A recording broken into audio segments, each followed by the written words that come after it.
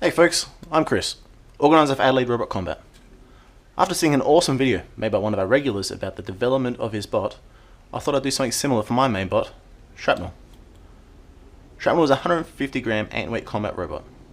His main weapon is this spinning bar, and he's got this wedge at the back as a backup weapon. I've been competing with him for about a year now, but he didn't start out this way.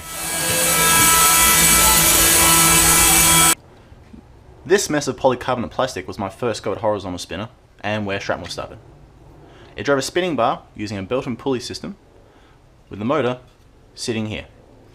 The chassis left me with so little weight left over that the weapon was only a small piece of aluminium. Main flaw of this version, it would get stuck vertically, again and again.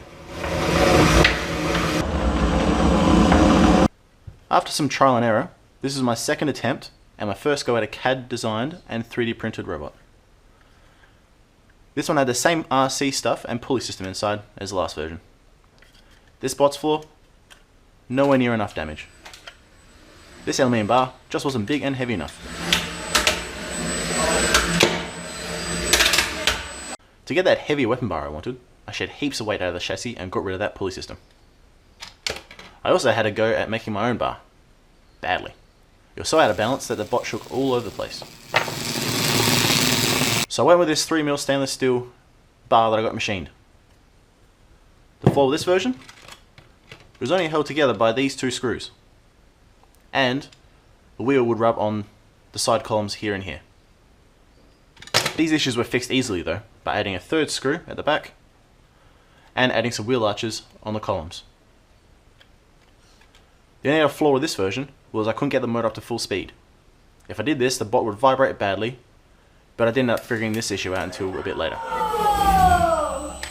With some advice from our other ARC organiser, I added this wedge at the back and modified the columns. So some nylon riser posts could slot inside for a bit more strength in the columns. Remember that I couldn't go full speed with weapon motor. This was because the motor was only mounted to the top of the chassis. With every hit, all the force was being transferred here, and this started happening. Extremely annoying. But it could be fixed, or at least enough so that it's only happened once since. So that's a win. I improved Shrapnel by beefing up the motor mounts and adding this 2mm screw to the bottom plate.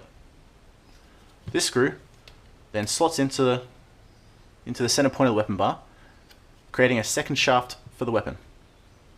So now, all force is shared between top and bottom, and because the whole front is a lot more rigid now, Shrapnel's weapon can spin up to full speed.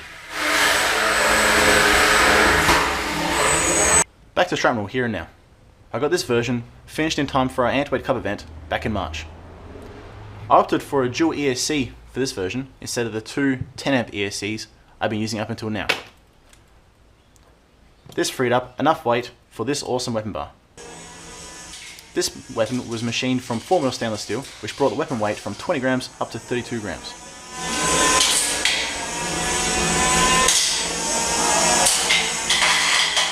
I don't think I'll upgrade Shrapnel much further, except for perhaps going for a titanium weapon bar this time. Those sparks would look awesome. I'm keen to go back to the start and design a brand new bot. Another spin for sure though. So that's it for my talk on Shrapnel. Thanks for watching, and I hope you enjoyed this video. Bye for now.